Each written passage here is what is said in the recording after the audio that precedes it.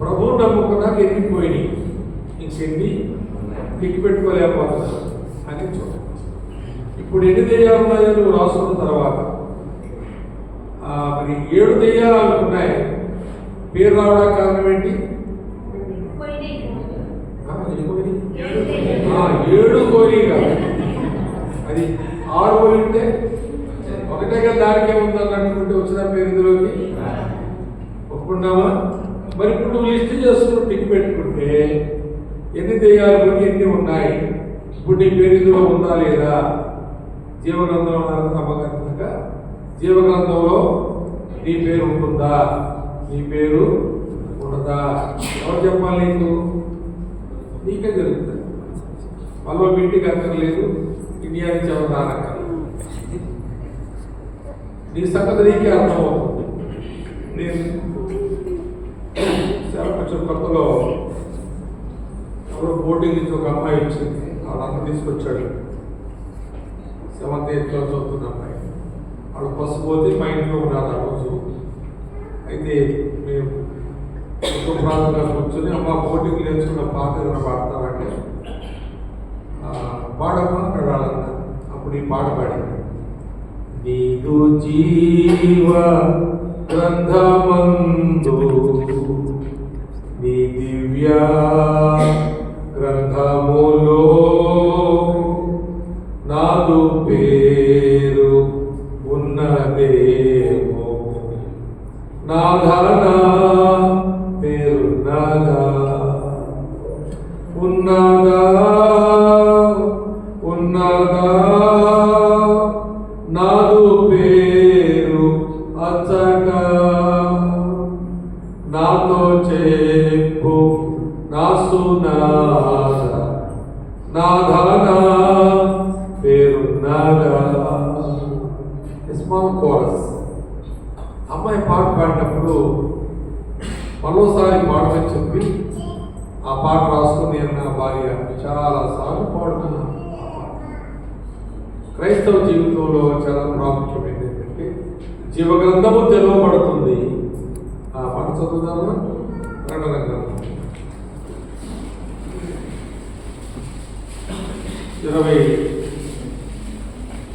21వ అధ్యాయం 27వ వచనం.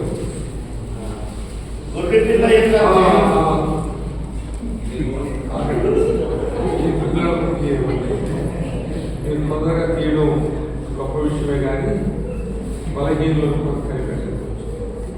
27 నేను చదువుతాను వినండి. గొర్రె పిల్ల యొక్క జీవగ్రంథమందు వ్రాయబడిన వారే దానిలో ప్రవేశింతురు. కానీ నిషిద్ధమైనది ఏదైనాను అసహ్యమైనది దానిని అబద్ధమైన దానిని జరిగించువాడైనను దానిలోనికి ప్రవేశింపడే ప్రవేశింపడు అనే మాట. కనుక చాలా మంది వ్యక్తుల జీవగ్రంథమందు నా పేరు రాయబడింది అని కూడా కారణం ఏంటంటే వాళ్ళు బాప్తిసం కావచ్చు. కానీ బాప్తిసం తీసుకోవడం అందరి పేర్లు అందులో ఉండకపోవచ్చు. ఎందుకంటే బాప్తిసం తీసుకున్న వాళ్ళని చాలా మంది ఎరుగుతున్నారు. 45 సంవత్సరాలకి ఒక సంఘానికి కాపరిగా ఉంటూ ఎన్నో చోట్లకు ఎన్నో సంఘాలకు 100,000 మంది విశ్వాసాలు నేను ఎదుగుతున్నాను. మరి వారి జీవితాలు నేను పరీక్షించక్కర్లేదు, కానీ వారే వచ్చి నా దగ్గర పంచుకున్న విషయాలు చూస్తే అయ్యగారు నేను రక్షించబడిన సంవత్సరాలు అయిందండి, బాప్తిసం సంవత్సరాలు అయిందండి, కానీ పాపంలో చిక్కుబడి ఉన్నానండి, నేను పాల్గొలేకపోతున్నానండి, విడుచుకోలేకపోతున్నానండి, తప్పించుకోలేకపోతున్నానండి గుళ్ళని ఏడ్చిన వాడు ఉన్నారు. మరి ఒప్పుకున్న వాడు కూడా చాలా మంది ఉన్నారు. అలాంటి బాపత వాడు ఇక్కడ కూడా ఉండవచ్చు అని నేను అనుమానించుతున్నాను. కనుక ఈ రాత్రి ఈ చివరి సందేశంలో నా పేరు జీవగ్రంథమందు ఉన్నది అనేటువంటి హామీ లేకుండా బ్రతికేవారు వారు అన్యాయం పాలైపోతారు, అబాసం పాలైపోతారు. ఎక్కడి వారు నేను ఎరగను అని ప్రభు చేత తృఢీకరించబడతారు. దెయ్యములు వెళ్ళగొట్టాము ప్రభువా, అద్భుతాలు చేశాము, ప్రవచించాము అని వాళ్ళంటే అలాగా అది నిజమే కావచ్చేమో, కానీ అక్కడ వచ్చిన గందరగోళం జరుగుతుందండి. పెద్ద పెద్దలంతా ఆ గందరగోళం చేయలి ఉన్నారు. అయ్యగారు ముందు కూర్చున్నారండి బాబు, ఒకటి మీకు నమస్కారం పెడతాను, ఇక్కడ కూర్చుని ఖాళీ ఉంటాయి.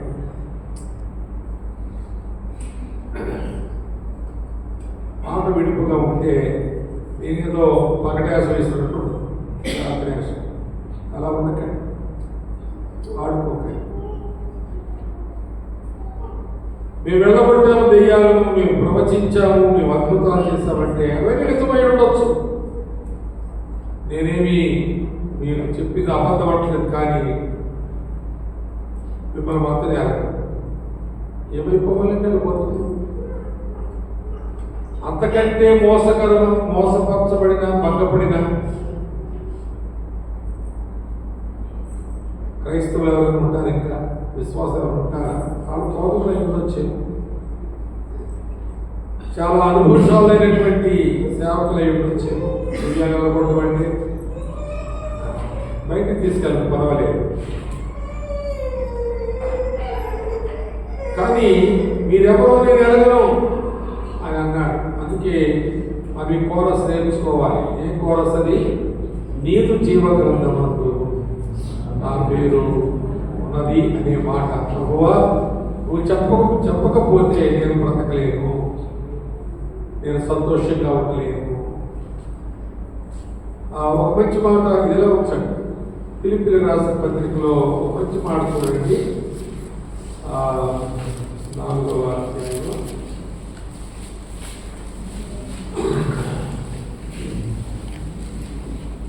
3వ వచనంలో చివరి మాట అవుతాను. వినండి. ఆ సహకారుల పేరులు జీవగ్రంథమందు 4వ అధ్యాయం 3వ వచనం, వారి పేర్లు జీవగ్రంథమందు.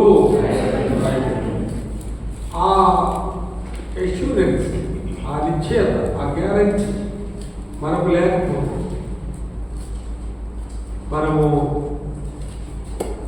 20వ అధ్యాయం 15వ వచనం ప్రకటన, ఎవరి పేరైనను జీవగ్రంథమందు రాయబడినట్టు కనబడని ఎడల వాడు అగ్నిగుండములో. చెప్పండి, మన గతి ఏమిటి? చెప్పండి. 7 దెయ్యములు పట్టిన ఆమె పేరులో రావడా కారణం చెప్పండి. ఎక్కువ చెప్పద్దు, విషయం చెప్పండి, చెప్పండి, చెప్పండి, మగవాళ్ళు చెప్పండి, ఆడవాళ్ళు చెప్పండి, చెప్పండి, తలమాట చెప్తున్నారు. చెప్పండి. 7 దెయ్యాలు పోయినాయి కాబట్టి 6 పోయి ఉంటే మరి మన సంగతి ఏంటి? మరి 8 దెయ్యాలు పోయి ఇంటి పెట్టుకోండి, రాసు తెలంగాణ మీద రాసు 1, 2, 3, 4, 5 అని మర్చిపోతారులేండి. ఒక 20 అన్ని రాసా కూడా 20, 30 మర్చిపోయింటారు. ఒక జ్ఞాపకం ఉన్నారన్నారు కదా, టిక్కు పెట్టండి. ఎందుకు పెట్టగలరో గుండె చేయొచ్చు, ఎందుకంటే మీరు ఒక్కొక్క వాటి గుండె అయిపోతారు అని దాని అర్థం. అందువల్ల ప్రాక్టికల్గా చేయండి, వెళ్ళకూడమే కాదు. మరి నీ పేరు జీవగ్రంథంలో ఉందా? అక్కడ అంటాడు 27వ వచనంలో 21వ అధ్యాయంలో, గొర్రె పిల్ల జీవగ్రంథమందు రాయబడిన వారే దానిలో ప్రవేశించరు. కానీ నిషిద్ధమైన దాని ఏదైనా, అసహ్యమైన దాన్ని, అబద్ధమైన దాన్ని, అంటే జీవగ్రంథంలో నా పేరు ఉన్నది అని వడనుకుంటారు. ఎవరు? ఆ కొండమీ ప్రసంగంలో చెప్తాడు కదా ప్రభు. ఏం చెప్పాడు? మీరు అద్భుతం చేసింది నిజమే, దెయ్యాలను పట్టింది నిజమే, ఆ తర్వాత ప్రవచించింది నిజమే, కానీ మీకు నాకు సంబంధం లేకుండా అవన్నీ చేశారు. అవన్నీ ఎలా చేస్తాం ప్రభు? నీకు నాకు సంబంధం లేకపోతే అంటే అప్పుడు మీరు ఎవరు దెయ్యాలు నిలబడ్డారో పిలవండి అంటారు. దెయ్యాలు నిలబడతారు కదా, వాళ్ళు పిలవండి పిలుస్తారా లేదా? వీళ్ళు దెయ్యాలు వెళ్ళగొట్టుకున్నారా లేదా ఇంటికి వెళ్ళగొట్టలేదా? వెళ్ళగొట్టారు. ఎవరు దెయ్యాలనుకుంటారో వాళ్ళకి తెలుసా తెలియదా? పాస్టర్ గారికి పిలుస్తారా లేదానికి ఈ వరాలు గల వాళ్ళు పిలుస్తారు. అక్కడ ఉంది, ఇక్కడ ఏముంది, మీరు ఇక్కడ ఆయన ఉన్నారు, మీరు దెయ్యాలు కొట్టామంటే అందరూ వస్తారు రాదా? వస్తారు. అప్పుడు యేసు ప్రభువుతో చెప్తారు, వీళ్ళే దెయ్యాలు, ఈ పేరు ఇది, ఆయన పేరు ఆయన పేరు, వీళ్ళు దెయ్యాలు మేము వెళ్ళగొట్టాం, ఇది కావచ్చు ఎరగండి, మమ్మల్ని ఎరగండి ఎలా పెట్టినాను అంట. అప్పుడు యేసు ప్రభు ఏం చేస్తారు? దెయ్యాలు పిలుస్తారు. ఏడుస్తుంటే రాదు, ఆయన పిలుస్తుంటారు కదా, దెయ్యాలు ఇక్కడ నిలబెడతారు. నిలబెట్టి అడుగుతాడు, ఏంటి నువ్వు ఈవిలో 2 సంవత్సరాలున్నావంట, నువ్వు ఆయనలో 3 సంవత్సరాలున్నావంట, వీళ్ళు ఎలగొట్టారంట, నిజమేనా అని అడుగుతాడు దెయ్యాలు. అప్పుడు దెయ్యాలంటే ఆడు మొహం, ఆడు ఎలగొట్టమే పోలేదు, నీ పేరు చెప్పారా అది వెళ్ళిపోయాడు. నీ పేరు మేము దెయ్యములను అంటారు కదా వాడు, నీ పేరు చెప్తే పోయాం కానీ ఆడు మొహం చూసి కాదు. ఎలా అర్థమైందా? నేను మిమ్మల్ని ఎందుకు వెళ్తాను? అర్థమైంది ప్రభువా, కానీ మరి అంత శిక్ష ఎక్కువ. అక్రమము చేయవారులారా, ఏంటి చేసిన అక్రమం ఏంటి చెప్పండి? దేవుడు అక్రమా, అద్భుతాలు చేయడం అక్రమా, ప్రవర్తించడం అక్రమమా? ఏంటి మంచియే కాదు, అన్నీ మంచియే. అక్రమం ఏంటో చేసింది దేవుడు నామం ఆయన పేరుగా చేశారా? అది చెప్పలేదు, చెప్పారు కదా, వాళ్ళు చెప్పారు, రాసుంది కదా, ఆయన పేరుగా చేశారా? అక్రమం ఏంటంటే ఆయన పేరుగా చేసిన పేరు తెచ్చుకున్నారు. వాల్ పోస్టుల మీద అక్కడ వేస్తారు కదా, ఫలానా తీయాలని పడతాడు, కుట్టుబడి నడిపిస్తాడు, గోగుడు మాట్లాడిస్తాడు, స్వస్థపక్ష వరాలు మాట్లాడతాడు. ఆయన అక్కడ వేసుకో పేరు ఉండదు, ఆయన పేరు ఉండదు. ఎలగొట్టేది ఆయన పేరు మీద, పేరు తెచ్చుకున్నది ఏళ్ళు, అందుకాలు చేసిన అక్రమం. ఏమండి చేయాలి సౌండ్ అర్థమైంది కదండి? కాబట్టి జాగ్రత్తగా వినండి. ఆయన పేరునే అన్ని చేస్తున్నాం, ఆయన పేరునే మందిరానికి వస్తున్నాం, ఆయన బయటిలే చేస్తున్నాం, ఆయన పాటలే పాడుతున్నాం, ఆయన ప్రార్థనలే చేస్తున్నాం. కానీ మనలో కొన్ని దెయ్యాలు ఉన్నాయి. రాసుకుంటే క్లియర్గా అర్థమవుతుంది. అవి కూడా మనలో నుండి పోవాలి. వాక్యంలో మాట ఉంటుంది కదా, ఓ దెయ్యం పోయినట్టు ఒకరిలో నుంచి అదేం చేసింది? అక్కడక్కడ తిరిగి అక్కడక్కడ తిరిగి ఇక్కడ ఖాళీ లేక అసలు మళ్ళీ ఆడు ఎలా ఉన్నాడో చూస్తారు. మా మొదటి వారం ఎలా ఉన్నాడు, అక్కడికే భోజనం చేస్తారు. వస్తే ఖాళీగా ఉన్నాడు. వాళ్ళు ఏమి లేదు, అపస్తుల బోధ లేదు, పరిశుద్ధుల సహవాసం లేదు, ప్రభుత్వంలో పాలిపంపులు లేవు, ప్రార్థన లేదు. మినిమం అలా చూసుకుందాం, లేదు. ఖాళీగా ఉన్నాడు, క్లీన్గా ఉన్నాడు, తుడిచిపెట్టినట్టు ఉందంటే ఇల్లంతా ఆ ఉదయం. అయితే అది పోయి మనకి ఏం చేసింది? అమాను వాడారు చక్కగింటమ్మా. మరి చెడ్డమైన అంటే ఆ బుద్ధి దెయ్యం కంటే చెడ్డ దెయ్యాలు పోయి అర్థమైంది కదా?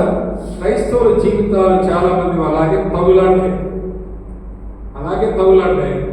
అందుకే మరి కూడికలు, ఈ వాక్యాలు, ఈ అవసరం ఉన్నాయి. వారి పేరు వారు జీవగ్రంథంలో రాయబడదు అనే మాట. కనుక మగ్దలేనే అనబడిన ఈ మరియ విషయమై మనం చూసినప్పుడు ఆమె రక్షించబడింది. తర్వాత పరిశుద్ధుల సహవాసంలో ఆమె ఎదుగుతూ వచ్చింది. ఆ తరువాత వాళ్ళతో ఉండడమే కాదు, సంఘంలో ఉండడమే కాదు, సువార్త పనిలో కూడా పాల్గొని పొందుతుంది. 3వ వచనం చదవండి. వీరులు ఇతరులు అనేకులను కలిగిన ఆస్తితో ఉపచారం చేస్తూ వచ్చింది. ఈమె ఎవరితో ఉంది? యేసు శిష్యులతో ఉంది, సీనియర్ క్రిస్టియన్స్తో ఉంది, జూనియర్ క్రిస్టియన్స్తో ఉంది, అందరితో ఉంది. వాళ్ళు ఎవరితో ఉన్నారు? ప్రభుతో ఉన్నారు. ప్రభు ఏం చేస్తున్నాడు? ఒక ఒకటో వచనం, ఆయన దేవుని రాజ్య సువార్తను తెలుసు ప్రకటించు ప్రతి పట్టణంలోనూ ప్రతి గ్రామంలోనూ సంచారము చేయించు ఉన్నారు, సువార్త ప్రకటిస్తూ ఉన్నారు. అమ్మ తిప్పకండి పైకి నా వైపు మార్క్స్ సువార్తలు, లూకా సువార్తలు 8వ అధ్యాయం ఈసారి ఈ పైన పర్లేదు, మీరు వింటే చాలు. బైబిల్ వీటికి పట్టుకెళ్తారు కదా, అక్కడ చదువుతుంది, అక్కడ వెతకండి, అప్పుడు దొరుకుతుంది. అది ఎక్కువ సమయం బైబిల్తో గడపచ్చు. కాబట్టి సువార్త ప్రకటనలో ఉన్నారు. సువార్త ప్రకటనలో యాండ్రూ ముర్రే అనేటువంటి దైవజనుడు ఒక మాట అన్నాడు, we can divide Christians into two classes. There are only two classes of Christians. Only two classes. రెండే తరగతులు అంట క్రైస్తవులు చేయొచ్చు. మొదటి తరగతి ఏంటంటే సోల్ విన్నర్స్, అంటే ఆత్మ సంపాదన. ఎలాగో సువార్త ప్రకటించి ఆత్మను సంపాదించేవారు అంటున్నారా సార్? సోల్ విన్నర్స్, ఆత్మల సంపాదకులు ఉన్నారు. అది ఒక క్లాస్, ఒక తరగతి. రెండవ తరగతి ఏంటంటే బ్యాక్ స్లైడర్స్ అన్నారు. ఎంత సింప్లిఫై చేశాడు చూడండి. క్రైస్తవులు రెండే తరగతులు అంట. సార్ క్రికెట్ కోచింగ్ వచ్చారు అని అలా రెండే తరగతులు. మీరే తరగతులు ఉన్నారు? Soul winners, backsliders. ఆత్మ సంపాదించేవారు, వెనకబడిపోయేవాడు. నువ్వు ఆత్మ సంపాదించకపోతే నువ్వు వెనకబడిపోయినావు, క్రైస్తవుడవే క్రైస్తవురాలు. వెనకబడిపోయినట్టు మీకు పెద్దేమి సురకనిపించదు, కానీ దిగజారిపోయినట్టు సురపడదు. ఏమండి? దిగజారిపోయిన క్రైస్తవుడు. సువార్త ప్రకటించు వారి పాదములు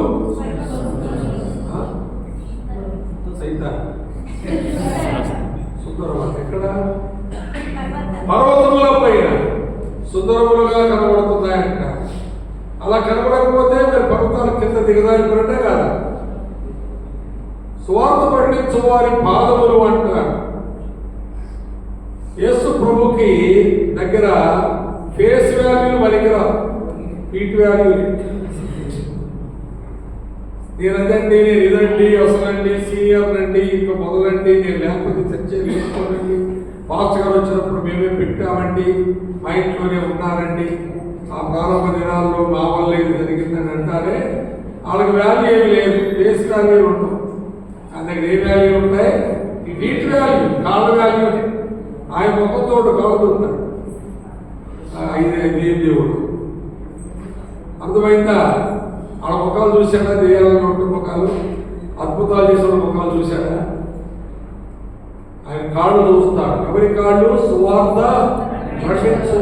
యాండ్రూ ముర్రే గారు చెప్పిన మాటలే. ఈ కాళ్ళు సువార్త ప్రకటించే కాళ్ళుగా ఉండాలి. నువ్వు క్రైస్తవుడు అయితే బాగా అర్థం చేసుకో. సువార్తలను ఉండకపోతే ఒక వ్యర్థంగా భూమి మీద బతుకుతున్నావు, భూమికి బరువుగా బ్రతుకుతున్నావు, నువ్వు సంఘానికి సమస్యగా ఉంటావు సువార్త ప్రకటించకపోతే. సంఘంలో ప్రేమ మిత్రులు దొంగబెట్టడంతో దొంగబెట్టుగా ఉంటావు. నీవు దేవుని సంఘములకు వచ్చి నువ్వు సంపాదించిన ఆత్మను చూపించాలి. నీ స్వరంగా వినిపించడం, నేను పాడతాన్ని స్లిప్పులు పంపించడం కాదు. నేను తెచ్చాను ఒక ఆత్మ, నేను తెచ్చాను స్లిప్పులు పంపించు. అది గొప్పతనం, అది దేవుడు చూసేది. 1565 సంవత్సరంలో ఎప్పుడండి? సంవత్సరంలో ఫిలిప్పీన్స్కు సువార్త వెళ్ళింది 1565. ఇప్పుడు 90% క్రిస్టియన్స్ ఉన్నారండి, 90%. అంతేకాదు 1770లో చైనాకు సువార్త వెళ్ళింది. 1770లో అక్కడ ఇప్పుడు 5.4% క్రిస్టియన్స్ ఉన్నారని చెబుతున్నారు. నేను వెళ్ళేది చూడలేదు కానీ స్టాటిస్టికల్గా నేను చేసిన అనౌన్స్మెంట్స్ విన్నాన్ని చదివాను. 1565లో ఫిలిప్పీన్స్ సువార్త వెళితే 90% క్రిస్టియన్స్ ఉన్నారు. ఇప్పుడు నేనేదో దేశం వెళ్ళాను ఒకసారి, హాలండ్ వెళితే అక్కడ హోటల్లో పెట్టారు నన్ను. అయితే దాని తాళం వేయడం నాకు జ్ఞానం అవుతలేదు. అదేదో అప్పుడు ఇచ్చారు నాకు. అది ఎలా పెడితే ఏమంటే నాకు అంత జ్ఞానం లేదు, నాగరికత లేదు. మొత్తానికి తాళం పడలేదు. ఇలా పెట్టినా ఇస్తే వాళ్ళు వస్తుందని ఏం చేయాలంటే కౌంటర్లో వచ్చి చెప్పాను. నా తాళం పడలేదు, ఈ అట్ట మొక్క ఇచ్చారు, కుదురుతలేదు నాకంటే నేను వేస్తానండి అన్నాడు. మరి అందులో మరి పోతే ఏం చేయాలని నా బాధ. ఏ పెద్ద వాల్యూస్ లేవు కానీ ఉన్నమట్టుగానే పాస్పోర్ట్ ఉందనుకున్నాను. పోయింది అక్కడ పాస్పోర్ట్ దొంగలేకపోతారు. ఎందుకంటే వజ్రాలు అవుతారు. అక్కడ పాస్పోర్ట్ చూపిస్తే వాళ్ళకి వజ్రాలు అవుతారు. కానీ పాస్పోర్ట్కి వజ్రాలు ఉంటాయి. అక్కడ ఖరీదుకి అమ్ముతారు. మనం ఎలా మనం పట్టుకుని ఆడుకుంటున్నాడు. సరే ఇలాంటి దొంగలు ఉంటాడు అని చెప్పి నేను అలాగంటాను. లేదండి ఎక్కడికేం అన్ని బాగుంటాయి. ఎందుకంటే మా దగ్గర అందరూ ఫిలిప్పీన్సే పనిచేస్తారు. మా హోటల్లో వాళ్ళు అలాంటి పనులు చేయగలుగుతారు. ఎందుకు చేయాలంటే దే ఆర్ గుడ్ క్రిస్టియన్స్. ప్రభు నమ్ముకున్నారు. సువార్త పెళ్లి వాళ్ళకి 1565లో వెళ్ళింది. 1770లో చైనాలో 0 క్రిస్టియానిటీ. ఇప్పుడు 5.4 ఉందని అంటున్నారు. 1818లో కొరియా సువార్త వెళ్ళింది. ఇప్పుడు కొరియాలో 29.1% క్రిస్టియన్స్ ఉన్నారు అని స్టాటిస్టికల్గా ప్రకటించబడిన సంగతులు మీకు చెబుతున్నారు. లెక్కలు చెప్పారు సర్వే చేసి. మరి మన దేశం సువార్త ఎప్పుడు వచ్చింది చెప్పండి? మన దేశం ఎప్పుడు వచ్చింది? 1900 ఏమండి 52వ సంవత్సరంలో వచ్చింది సువార్త. ఏ 52? 052. దాని ముందే లేదు. ఇంకా 152 కాదు, ఓన్లీ 52. ఇప్పుడు మన దేశం పర్సెంటేజ్ ఎంత ఏమంటే అడిగి పిడి తిప్పేసారు. 3.2 అంటారు, 2.3 అంటారు. పోనీ ఎక్కువ 4 పోయిందంటారు. పోనీ 5 అనుకుందాం. చెప్పండి. ఓన్లీ 52లో సువార్త వచ్చింది మన దేశానికి. మరి ఆ దేశాలకు వెళితే అంత పర్సెంట్ ఉంటే మన దేశంలో ఎంత పర్సెంట్ ఎందుకు ఉంది అని అంటే నమ్మినోడల్లా నేను ఆశ్రయించబడాలని దేవుడి దగ్గరికి వెళ్ళి ప్రార్థన చేయడం చేయించుకోవడం తప్ప నా వల్ల మరొకరు ఆశ్రయించబడాలనే బుద్ధి లేదు. మరొకరు రక్షణలోకి రావాలనే బుద్ధి లేదు. సాక్షాత్తు యేసులో శిష్యుడే వచ్చాడు మన దేశానికి. ఆయన పొడిచిపడేశాడు. తర్వాత సువార్త అంతంత మాత్రంగా అందవసంత అందలేదు. సువార్తకు తగినట్లుగా ప్రవర్తించడం లేదు. సువార్త విశ్వాస పక్షంలో పోరాటం లేదు. సువార్త ప్రకటించడానికి శ్రమపడడం లేదు. సువార్త ప్రకటించడానికి సమర్పించుకోవడం లేదు. అదే కారణం. నేను ఒక పాట రాశాను ఎప్పుడో, చాలా కాలం క్రితం. అందులో ఉప్పైన క్రైస్తవుడా, ఉప్పైన క్రైస్తవ ఉత్తరవాదు నీవే రాశాను. చీకటి లోకములో వెలుగై ఉన్నావా, సారము లేని సమాజంలో ఉప్పై ఉన్నావా అని ఎప్పుడో 20-25 years బ్యాక్ రాసిన పాట. ఈ మధ్యలో ఎవరు దాన్ని చేపట్టి వాళ్ళ సంగీతం ప్రజలతో ఏదో చేసేసి మొత్తానికి మా దగ్గర దూరదర్శనకి ఇచ్చారు. ఎవరో చెప్తే నేను విన్నాను. అయితే వినండి జాగ్రత్తగా. మనము రక్షించబడి, మనమే దేవుని చేత దీవించబడి, మనమే ఈ లోకంలో అభివృద్ధి చెందిపోయి, మనమే వర్ధిల్లి కుమిలిపోయి మనమే హాయిగా బ్రతకాలని బతికినంతకాలం మనం ప్రార్థన చేస్తాం. ఎవరన్నా ఆపోటు దొరికితే చేతిలో 100-200 పెడతారు. మీ డబ్బులు గారు మాట పెట్టి ప్రార్థన చేయించుకుంటారేమని ఆశలతో పడేలా, పిల్లలు పుట్టేలా. మరొక 100 రూపాయలు చేతులు పెట్టారు. నాకు రాజమండ్రిలో ఏంటి ప్రార్థన చేయండి సార్ అన్నారు. ఏంటంటే పిల్లలు లేదు సార్. 100 రూపాయల ప్రార్థనగా పిల్లలు పుట్టేస్తారని నేను అన్నా. ఇదొక వ్యాసం మొదలుపెట్టారు. కనుక ఏదో రకంగా భాషతో ప్రార్థన చేసుకుని ఏదో రకంగా వీసా సంపాదించుకుని ఏదో రకంగా పరీక్ష పాస్ అయిపోయి ఏదో రకంగా ఉద్యోగం సంపాదించేద్దామని పాస్టుల వెనకాల పడి ఆడవడం ఎందుకు? నువ్వు ప్రభు పని చేస్తే నీ పని చేయడా? నీకు రుణస్థుడైన కాడా? దేవుడు ఎవరికైనా అచ్చుంటాడా? ఒక భక్తుడు అన్నాడు, దేవుడు ఎవరికి రుణస్థుడుగా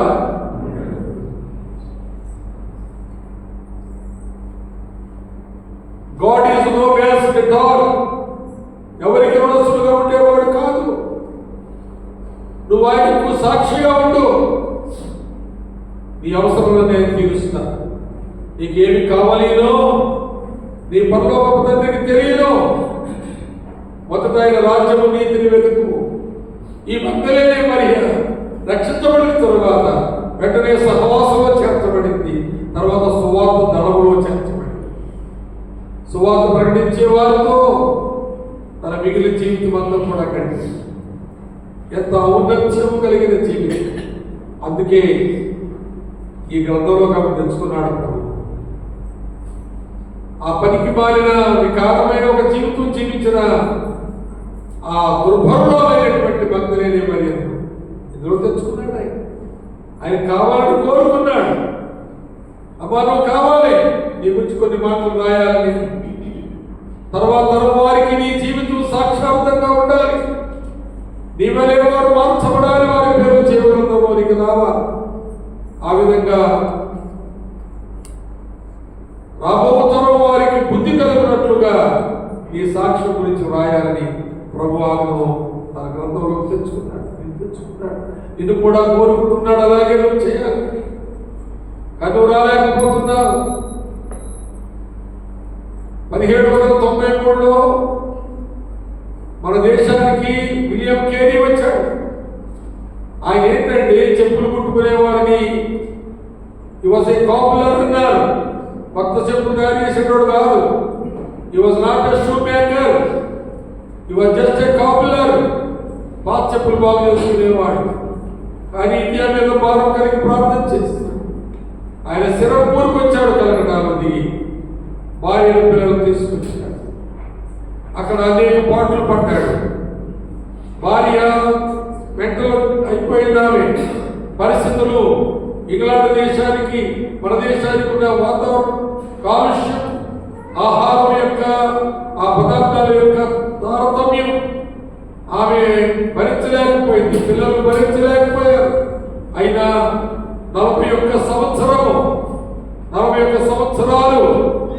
ఆయన దేశం విడిచిపెట్టకుండా ఉన్నాడు. భార్య చచ్చిపోయింది, కొడుకు చచ్చిపోయాడు, ఆయనే వైద్యుగా పెట్టుకున్నాడు. మన దేశం కొరకు ఆ విదేశీయుడు మన దేశానికి ఒక ఆణిముత్యముగా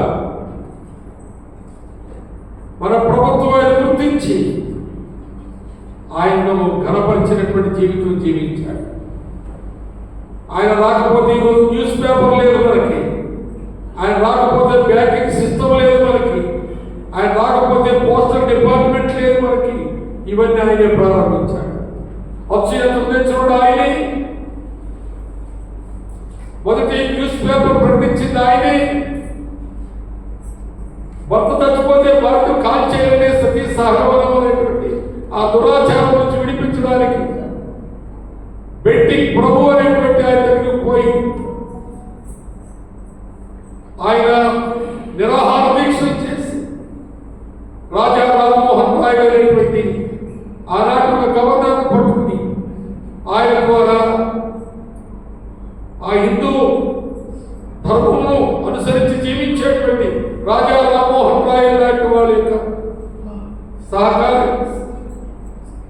సహకారంతో దాన్ని ఆపించాడు.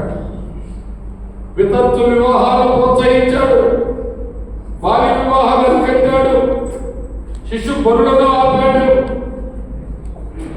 ఏం చేశాడంటే ఒక విదేశీయుడు 1793లో వచ్చాడు. 41 సంవత్సరాలు ఉన్నాడు. బైబిల్ 46 భాషల్లో తర్జుమా చేశాడు.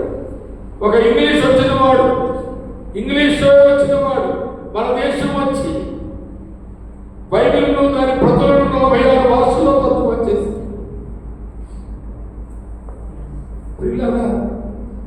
ఒక్క వ్యక్తి ప్రభు కొరకు బ్రతుకుతారంటే ప్రభు ఎంతగా వాడుకుంటాడో మనకు అర్థమవుతుంది. విలియం కేరీని చూస్తే ఏంటి మన జీవితం? ఏటమురే అంటున్నాడు. క్రైస్తవులు 2 తరగతులు ఉన్నారు. ఒక ఆత్మ సంపాదించేవారు, రెండవది దిగజారిపోయిన క్రైస్తవులు. నువ్వు ఆత్మ సంపాదించకపోతే నువ్వు దిగజారిపోయిన స్థితిలో ఉన్నావు. హడ్సన్ టైలర్ గారు చైనా దేశం వెళ్ళాడు. సువార్త ప్రకటించినారు. 2 సంవత్సరాలు ఆయన ప్రకటించి చేవసంత పని చేసి కృషి చేసి ఆయన తిరిగి వెనకకు ఇంగ్లాండ్ దేశం వచ్చాడు. ఆయన ఒక medical doctor, physician. Doctor Hudson tailor ఆయన హాస్పిటల్ అంతా వైండ్ ఆఫ్ చేసేసి చైనాలో నశించిపోతున్న ఆత్మల కొరకు వెళ్ళాడు. 2 సంవత్సరాలు నానా పాటలు పడ్డాడు ఒంటరిగా. కొంతవరకు పని జరిగిన సంతోషంతో రిపోర్ట్తో తిరిగి ఇంగ్లాండ్ దేశం వచ్చి చైనా మిషన్ వారికి రిపోర్ట్ ఇచ్చాడు. మళ్ళా 2 నెలల్లో తిరిగి వెళ్ళిపోవలసి ఉంది. ఆ టౌన్లో ఈ టౌన్లో మీటింగ్ జరిగించారు చైనా మిషన్ వారు. చాలా మంది వచ్చారు. హడ్సన్ టైలర్ వచ్చాడు. చైనా దేశం సేవకుడు వచ్చాడు. మిషనరీలు వచ్చారు. ఆయన సాక్ష్యం చెప్పాడు. ఆఖరిలో మాట అడిగాడట, నేను ఒంటరిగా ఉండి అనేక సార్లు నిరుత్సాహపడుతున్నాను, నిర్లిప్తంగా ఉంటున్నాను. ఏడ్చేటప్పుడు నా కన్నీరు తుడిచేవాడు ఎవరు లేక, ఏడుపు ఆగక రాత్రంతా నిద్ర లేకుండా ఉన్నాను. అన్నం వండుకుని పెట్టుకుని నశించున్న ఆత్మను జ్ఞాపకం చేసుకుంటే అది అలాగే ఎండిపోయేది. నేను తెలియకపోయేవాడిని. ప్రార్థన చేసుకుందామంటే సహకారం లేక, ప్రోత్సాహం లేకుండా కొంతసేపులో నిద్రపోయేవాడిని. ఇలా అనేక విధాలుగా ఒంటరితనాన్ని అనుభవించాను. ఎవరైనా కూడా వస్తారంటే తీసుకువెళ్తాను అని ఆయన పిలుపునిచ్చాడు.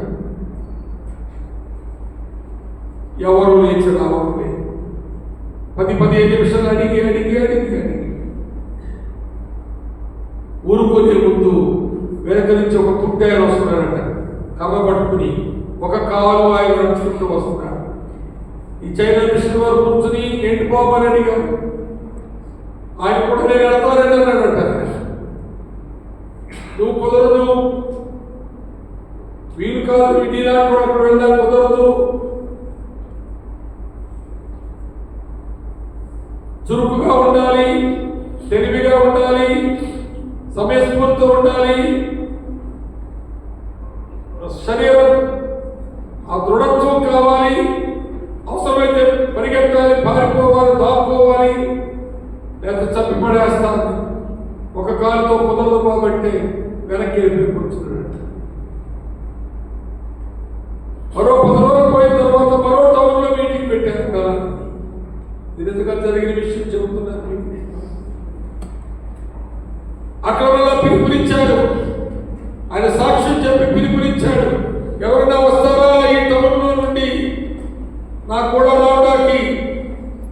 ఎవరైనా లేస్తారా? నేను ఒంటరిగా అక్కడ చాలా సార్లు కురిగిపోతున్నాను. ఎవరైనా సహకారం వస్తారా ఆయన అడిగాడు. అడిగితే ఎవరు లేస్తారు. మరలా పుట్టాయన వస్తాడు. అప్పుడు చైర్మన్ గారు బాబు లాస్ట్ అని చెప్పావు కదా, నువ్వు పనికిరావని అంటే ఆయన అన్నాడట, సార్ అక్కడ మీటింగ్లో నేను చాలా ఆశించాను ఆయనతో వెళ్ళాలి, సేవ చేయాలని. కానీ నేను పనికిరాలని మీరు అన్నారు కనుక నేను వెనక్కి వెళ్ళిపోయాను. ఈ మీటింగ్లో కూడా మీరు పిలుస్తున్నారు కదా, ఎవరైనా 2 కాళ్ళు ఎవరు వస్తారేమో చూసి రాకపోయేసరికి నేను వచ్చాను సార్. మీ దయ పంపిస్తే వెళ్తాను సార్, నేను పనిచేస్తాను సార్, నన్ను పంపించండి సార్. ప్రభు నన్ను ప్రేరేపిస్తున్నాడు. 2 కాళ్ళు ఎవరు లేవలేదు కాబట్టి నేను లేచాను. ఇలా అర్సంటైలర్ గారు ఆత్మలో ఒప్పించబడ్డాడు. ఆయన తీసుకుని వెళ్ళిపోయాడు. 5 సంవత్సరాల నిర్వహించగా పనిచేశాడు. జబ్బు పడ్డాడు. ఇంగ్లాండ్ దేశం తిరిగి రావాల్సి వచ్చింది. వచ్చిన వెంటనే హాస్పిటల్లో జాయిన్ చేయవలసి ఉంది. కానీ ఆయన ఇంటికి వెళ్ళి హాస్పిటల్కి వెళ్ళలేదు. వారి పిల్లలు కలిసి అక్కడ కూర్చోబెట్టి వాళ్ళతో మాట్లాడుతున్నాడు. చైనా దేశంలో పరిస్థితులు మాట్లాడుతున్నాడు. నశించున్న వారి గురించి మాట్లాడుతున్నాడు. చైనా దేశంలో ఆయన పని ఫలితంగా అక్కడక్కడ నవ్వుకున్న వారి గురించి మాట్లాడుతున్నాడు. నా ఆరోగ్యం కొంత బాబుకు వచ్చాను కానీ రావాల్సిన వాడు కాదని వారితో చెప్పాడు, పిల్లలతో చెప్పాడు. ఈసారి నేను బాగుపడిన తర్వాత పర్లేదు, ఆఫ్ చేసింది పర్లేదా, థ్యాంక్ యూ. నేను బాగుపడిన తర్వాత ఈసారి నేను ఒక్కడే, మీరు కూడా రావాలి. చైనాలో చాలా పని ఉంది, మీరు కూడా రావాలి అని భార్య పిల్లలతో పంచుకున్నాడు. హాస్పిటల్లో జాయిన్ అయ్యాడు. నెక్స్ట్ డే వెళ్ళి 1 వారం రోజుల్లో మరణంతో పెరుగులాడి చనిపోయాడు. అప్పుడు ఆయన భార్య పిల్లలు తీసుకుని చైనా మిషన్ వారి దగ్గరికి వెళ్ళి, నేను చైనా వెళతానండి నా పిల్లలు తీసుకుని. అమ్మా నువ్వు లేడీవి ఎలా వెళతావు? నీ పిల్లలు చిన్నవాళ్ళు చదువుకుంటున్నారు. ఈ చదువు వేరు, సిలబస్ వేరు, ఆ భాష ఈ భాష వేరు, ఆ కల్చర్ ఈ కల్చర్ వేరు. నువ్వు వెళ్ళి ఏం చేయలేవమ్మా అంటే, సార్ నా భర్త వెళ్తారంటే మీరు అలాగే అన్నారు. నా భర్త వెళ్ళి చేసిన పనిని వచ్చి హాస్పిటల్లో జాయిన్ అవ్వకుండా ఆయన పరిచయం మాతో పంచుకొని మమ్మల్ని కూడా తీసుకెళ్తానన్నాడు. ఆయన ఉంటే తీసుకెళ్లేవాడే, మేము వెళ్ళేవాడమే. ఇప్పుడు ఆయన లేడు కాబట్టి మమ్మల్ని మీరు పంపించడం మేము వెళ్తా. నా భర్తతో పనికిరావన్నారు. కానీ అనేక మంది రక్షణ నడిపించి ప్రార్థనా గుంపులు ఏర్పాటు చేశాడు. మీ దగ్గర రిపోర్ట్ ఉంది కదా, ఇప్పుడు నన్ను పనికిరావన్నారు. నా పిల్లలు చిన్నవాడు భవిష్యత్తు ఉన్నదంటారు. పర్వాలేదు మమ్మల్ని పంపించండి మేము వెళ్తాం. వాళ్ళు కన్విన్స్ అయ్యి పంపించారు.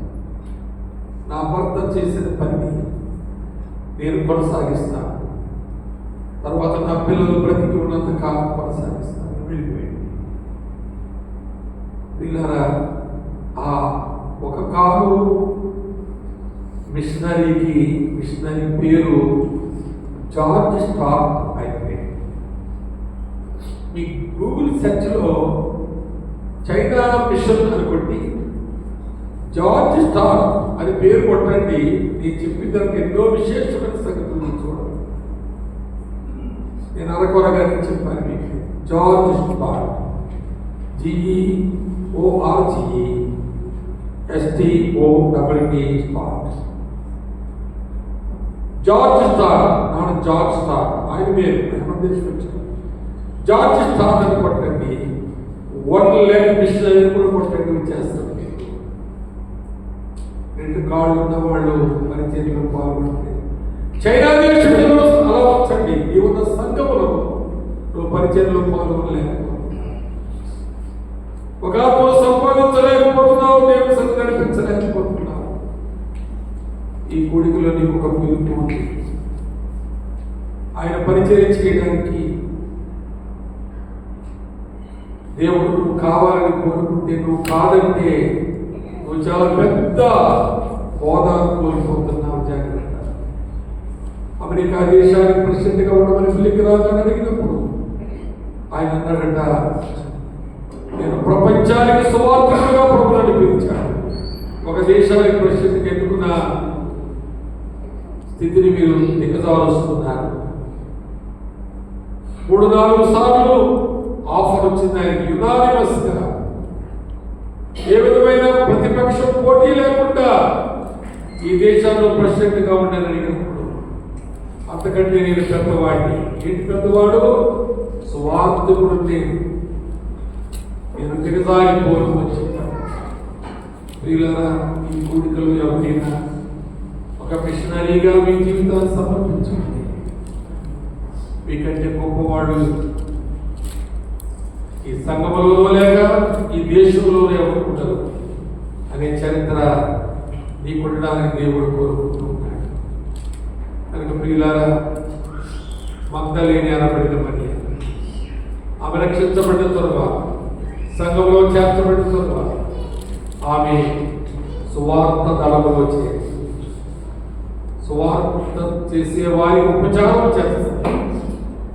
తన సమస్తముతో చేస్తున్నట ఉపచారం. ఆమె కలిగి ఉన్న వాటితో ఉపచారం చేస్తుంది.